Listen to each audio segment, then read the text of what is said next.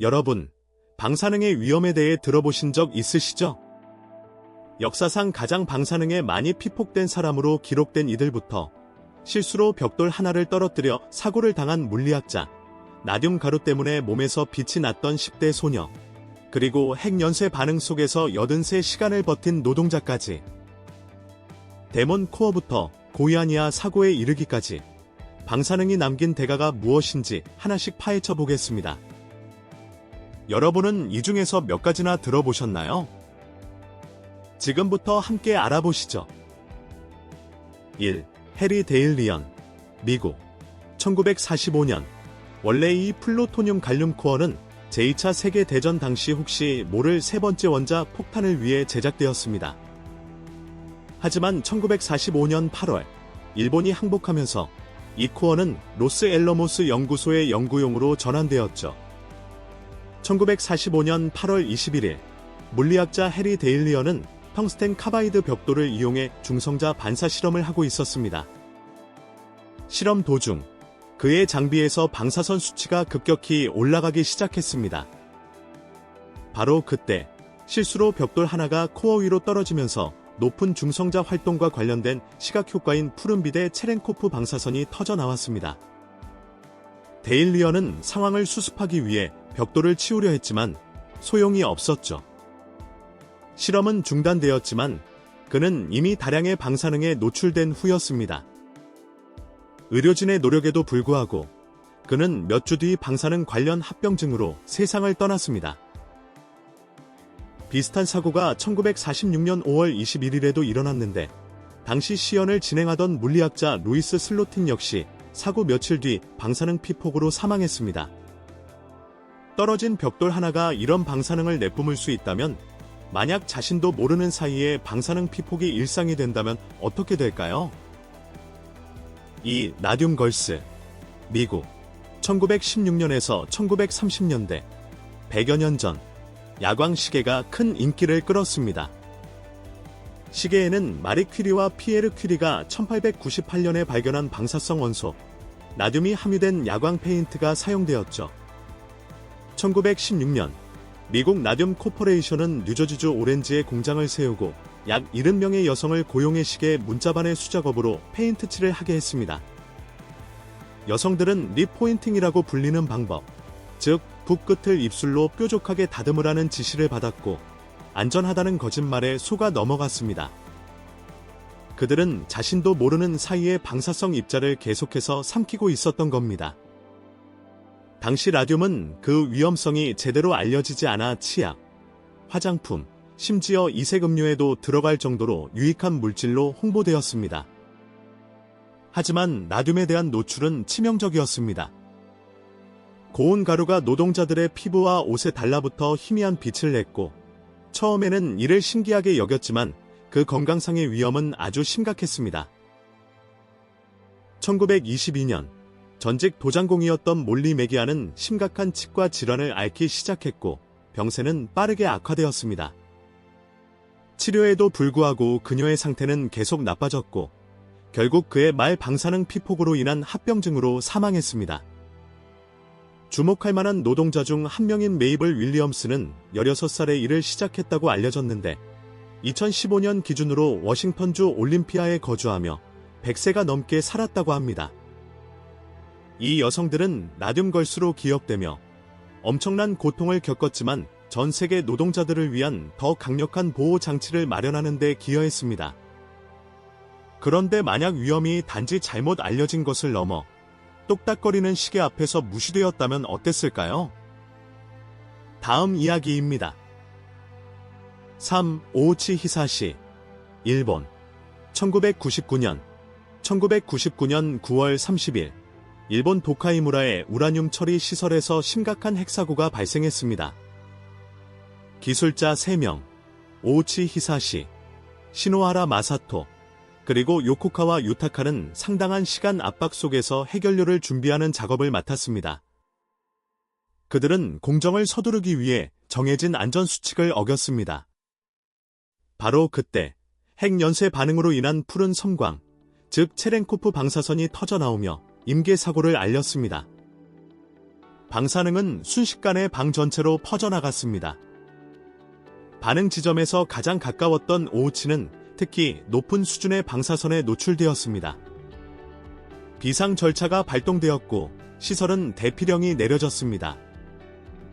3명의 작업자 모두 지하에 있는 전문 의료기관으로 이송되어 치료를 받았습니다. 집중 치료에도 불구하고 오우치는 몇 주간의 합병증 끝에 1999년 12월에 사망했습니다. 시노하라는 몇 달 뒤 사망했으며 요코카와는 생존했지만 이후 업무상 과실로 기소되었습니다. 이 사고로 6,800건이 넘는 보상 청구가 제기되었고 피해액은 미화 12억 달러, 우리 돈으로 약 1조 5,600억 원을 넘어섰습니다. 이는 일본의 원자력 안전 규약을 대대적으로 개혁하는 계기가 되었으며 방사성 물질 취급 시 절차를 무시했을 때의 끔찍한 결과를 명확히 보여주었습니다. 사고로 인한 방사능 피폭도 끔찍하지만 만약 이것이 정밀하고 의도적으로 무기로 사용된다면 어떨까요? 채널 고정해주세요.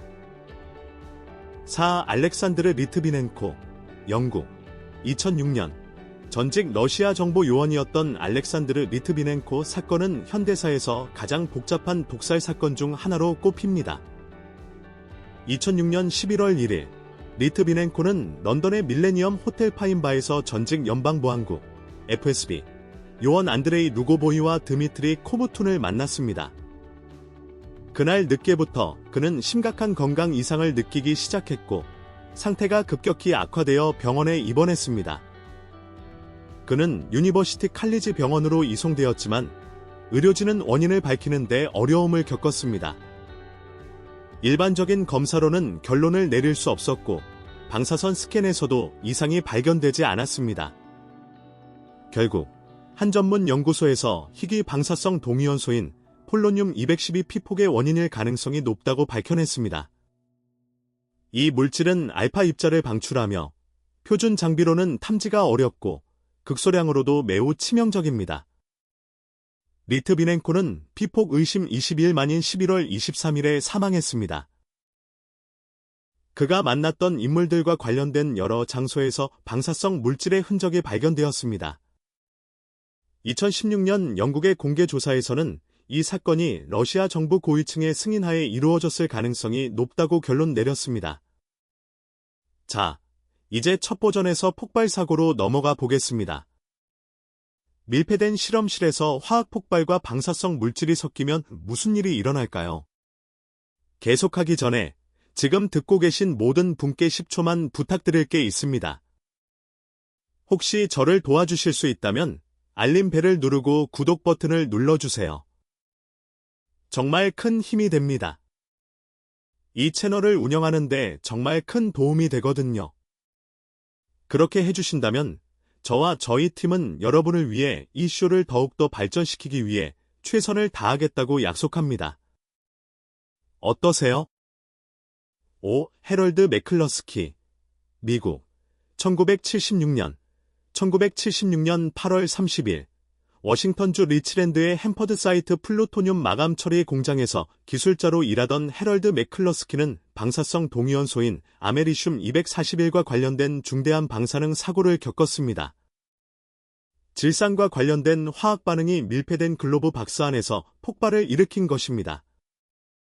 폭발의 충격으로 그의 보호 장비가 벗겨지면서 얼굴에 부상을 입고 일시적으로 시력을 잃었습니다. 매클러스키는 연방 안전 기준치를 훨씬 초과하는 엄청난 양의 방사선에 노출되었습니다.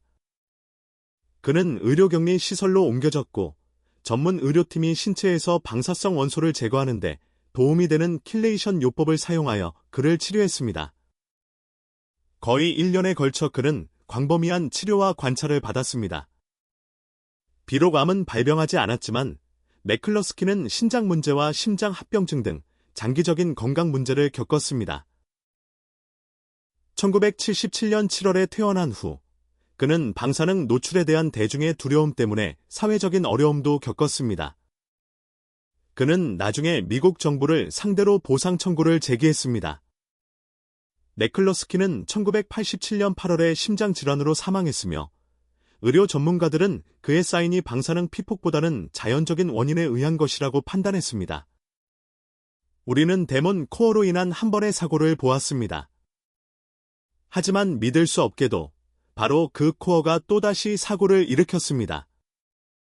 이번에는 훨씬 더 큰 위험을 안고서 말이죠.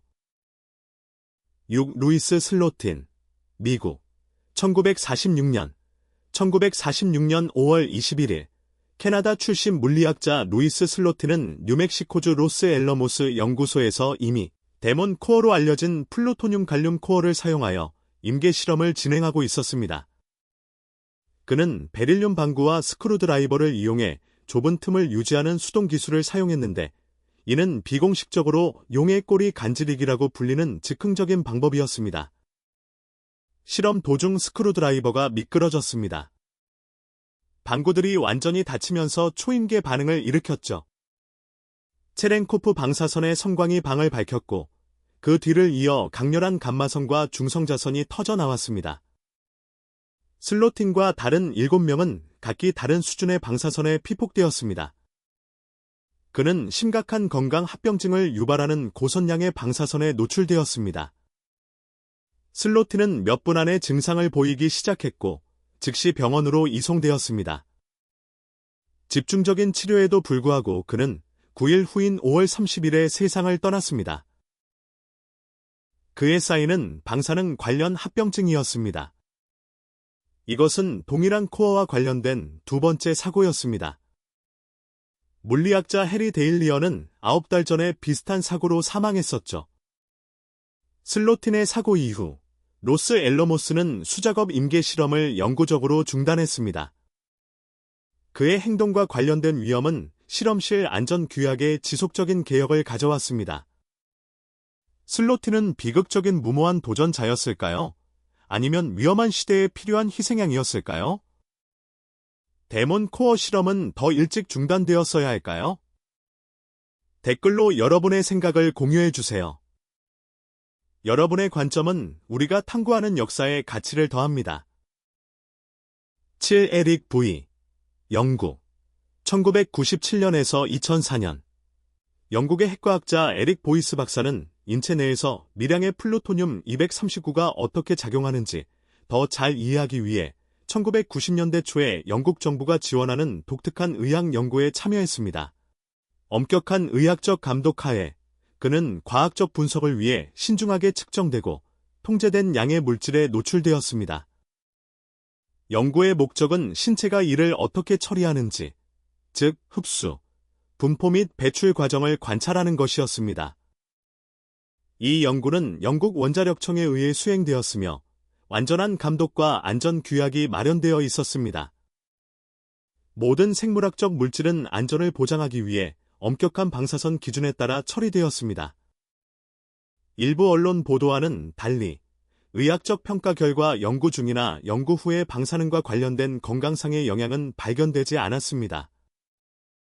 보이스 박사는 2004년 9월에 운동 뉴런 질환으로 사망했으며 독립적인 전문가들은 그의 질병과 연구 사이에 연관성이 없음을 확인했습니다. 그의 자발적인 기여는 자신이나 타인에게 해를 끼치지 않으면서 핵의학과 공중보건 분야에 의미 있는 데이터를 제공했습니다. 하지만 브라질에서는 빛나는 물질에 대한 호기심이 서방구 최악의 방사능 사고 중 하나로 이어지게 됩니다. 8. 고이아니아 사고, 브라질, 1987년 9월 13일, 브라질 고이아니아에서 중대한 방사능 사고가 발생했습니다. 두 사람이 버려진 방사선 치료 클리닉에 들어가 암치료에 사용되는 방사성 동위원소인 세슘137이 들어있는 의료기기를 제거하면서 시작되었죠. 안에 있던 푸르게 빛나는 물질에 이끌린 그들은 그것을 데바이르 페레이라가 소유한 지역 고물상으로 옮겼는데 그는 그것이 가치가 있다고 믿었습니다. 위험을 전혀 알지 못한 채 그는 친구 및 가족과 그것을 공유했고 의도치 않게 동네 곳곳에 방사성 입자를 퍼뜨렸습니다. 결과는 참혹했습니다. 어린아이와 고물상 주인의 아내를 포함해 4명이 목숨을 잃었습니다. 거의 250명이 심각한 방사능에 노출되었고 11만 2천 명이 넘는 사람들이 잠재적 접촉 여부를 검사받았습니다. 이에 당국은 대규모 정화 작업을 시작했습니다. 오염된 구조물은 철거되었고 영향을 받은 토양은 파냈으며 추가 확산을 막기 위한 안전 조치가 시행되었습니다. 이 사고는 국제원자력 사고 등급 척도에서 5등급으로 분류되었는데 이는 방사성 물질 통제에 심각한 실패가 있었음을 반영합니다. 고이아니아 사고는 대중의 우려를 낳았고 브라질의 원자력 안전 규정을 크게 개선하는 계기가 되었습니다. 9. 세실 켈리 미국 1958년 12월 30일 뉴멕시코주 로스엘러모스 과학연구소에서 10년 이상의 경력을 가진 38살의 화학기사 세실 켈리가 관련된 심각한 방사능 사고가 발생했습니다. 켈리는 미량의 플루토늄 239를 회수하는 데 사용되는 혼합 탱크에서 작업하고 있었습니다. 이전에 부적절한 폐기물 이송으로 인해 플루토늄 농도가 의도치 않게 안전 한도를 초과한 상태였습니다. 혼합기가 작동되자 용액은 임계 상태에 도달했고 눈에 보이는 푸른 체렌코프 성광과 함께 갑작스러운 중성자 및 감마선 폭발이 일어났습니다. 탱크 바로 위에서 작업하던 켈리는 고선량의 방사선에 노출되었습니다. 정신을 잃은 그는 연구실을 빠져나왔고 처음에는 화학물질 노출로 여겨져 치료를 받았습니다. 그는 추가 치료를 위해 병원으로 이송되었습니다. 의료진의 노력에도 불구하고 켈리의 상태는 악화되었고 약 35시간 후인 1958년 12월 31일에 사망했습니다. 이 사건은 원자력 안전 규약의 주요 개정으로 이어졌습니다. 여러분은 오늘날의 방사능 안전 수칙이 또 다른 켈리와 같은 사고를 막을 만큼 강력하다고 생각하시나요? 아니면 우리는 여전히 눈에 보이지 않는 힘을 다루는 위험을 과소평가하고 있는 걸까요? 아래 댓글로 알려주시고 더 흥미로운 것들을 발견하기 위해 채널 구독과 팔로우 잊지 마세요. 10. 후쿠시마 다이이치 원전 작업자들 일본 2011년 3월 11일 규모 9.0의 지진과 그에 이은 거대한 쓰나미가 일본 북동부 해안을 강타하여 후쿠시마 다이이치 원자력 발전소에 심각한 피해를 입혔습니다. 이 재해로 인해 1호기부터 3호기까지 노심용융이 발생했으며 이는 현대 역사상 가장 중대한 원자력 사고 중 하나로 기록되었습니다. 비상 상황 당시 약 800명의 작업자가 현장에 있었습니다. 방사선 수치가 상승함에 따라 대부분의 인력은 대피했습니다.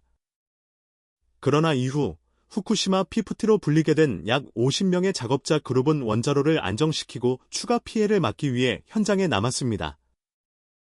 이들은 고온, 제한된 자원, 간헐적인 정전 등 극도로 어려운 조건에서 작업했습니다. 안전 조치에도 불구하고 일부는 높은 수준의 방사선에 노출되었습니다. 일본 후생 노동성에 따르면 소수의 작업자가 비상 기준치를 초과하는 방사선량에 피폭되었습니다. 2018년 일본 당국은 이 사고로 인한 방사선 피폭과 관련된 첫 번째 업무상 건강 피해 사례를 인정했습니다. 후쿠시마 피프티의 노력은 더 큰 재앙을 막은 것으로 널리 인정받고 있으며 원자력 안전과 비상 대비에 대한 전 세계적인 관심을 다시 한번 불러일으켰습니다. 물론 원자력 시설이 사고를 겪은 것은 이번이 처음은 아니었습니다. 수십 년 전 영국에서 발생한 화재는 안전개혁의 도화선이 되었습니다. 10일 윈드스케일 화재 작업자들 영국 1957년 10월 10일 현재 셀러필드로 알려진 영국 컴브리아의 윈드스케일 원자력 시설에서 대형 화재가 발생했습니다. 원래 영국의 핵무기 프로그램을 위한 플루토늄을 생산하기 위해 건설된 이 시설의 화재는 1호 원자로에서 시작되어 며칠 동안 계속되었고 요오드 131과 폴로늄 210을 포함한 방사성 물질을 대기 중으로 방출했습니다. 방사성 낙지는 영국 일부와 유럽 본토 전역에서 감지되었습니다. 예방 조치로 당국은 잠재적 노출을 제한하기 위해 인근 약 500제곱킬로미터의 농장에서 생산된 우유를 폐기하라고 명령했습니다. 공장 부관리자 톰 투오이가 비상 대응 노력을 이끌었으며 위험한 조건 속에서 여러 차례 원자로를 점검했다고 전해집니다. 팀은 결국 물을 사용하여 원자로를 냉각시켰는데 이는 위험하지만 효과적인 전략이었고 화재를 진압하는 데 도움이 되었습니다. 2010년에 수행된 한 연구에서는 대응 작업자들 사이에서 전반적인 암 발병률 증가는 보고되지 않았지만 고설량 피폭자들은 특정 질병의 위험이 더 높은 것으로 나타났습니다. 추정에 따르면 이 사고는 시간이 지남에 따라 제한된 수의 추가적인 건강 문제를 유발했을 수 있습니다. 사건의 초기 세부 정보는 부분적으로 국가안보 고려 사항 때문에 대중에게 완전히 공개되지 않았습니다. 이 사건은 나중에 영국의 원자력 안전 및 투명성 기준에 대한 중요한 개혁의 촉매제가 되었습니다. 그리고 이러한 많은 사건들이 대중에게 알려진 반면 일부는 수십 년 동안 숨겨졌습니다. 구소련에서 발생한 폭발로 수천 명이 이주하고 그 땅이 봉쇄된 것처럼 말이죠. 12. 키시팀 재앙 피난민들. 구소련. 1957년 9월 29일 구소련의 키시팀 인근 마야크 플루토늄 생산시설에서 심각한 핵사고가 발생했습니다. 약 70에서 80톤의 액체 방사성 폐기물을 담고 있던 탱크의 냉각 시스템 고장이 화학 폭발을 일으켜 주변 환경으로 방사성 물질을 방출했습니다. 폭발로 인해 약 23,000제곱킬로미터가 오염되었고 이 지역은 나중에 동우랄 방사능 흔적구로 지정되었습니다. 이후 2년에 걸쳐 22개 인근 마을에서 약 10,000명의 주민이 이주했지만 일부 대피는 지연되었습니다. 그 후 몇 년 동안 이 지역은 공식적으로 동우랄 자연보호구역으로 지정되어 대중의 접근이 제한되었습니다. 사고의 초기 세부 정보는 공개되지 않았으며 이 사건은 1980년대 후반까지 국제적으로 거의 알려지지 않았습니다. 연구에 따르면 수십만 명의 사람들이 높은 수준의 방사선에 노출되었을 수 있습니다. 보고서에 따르면 영향을 받은 인구 사이에서 장기적인 건강 문제에 대한 우려가 증가했으며 이는 나중에 과학 및 공중보건 검토를 촉발했습니다. 오늘날 키시팀 재앙은 역사상 가장 중대한 핵사고 중 하나로 인정받으며 방사성 물질 관리 투명성과 안전의 중요성에 대한 관심을 불러일으키고 있습니다. 오늘 영상이 즐거우셨다면 좋아요를 눌러주시고 채널 구독도 잊지 마세요. 여러분의 응원은 저희에게 정말 큰 힘이 됩니다. 지금 화면에 나타나는 영상을 클릭해보세요. 이 콘텐츠도 분명 마음에 드실 겁니다. 다음에 저희 채널에서 다루었으면 하는 주제가 있다면 아래 댓글로 남겨주세요. 시청해주셔서 정말 감사합니다. 다음 영상에서 뵙겠습니다.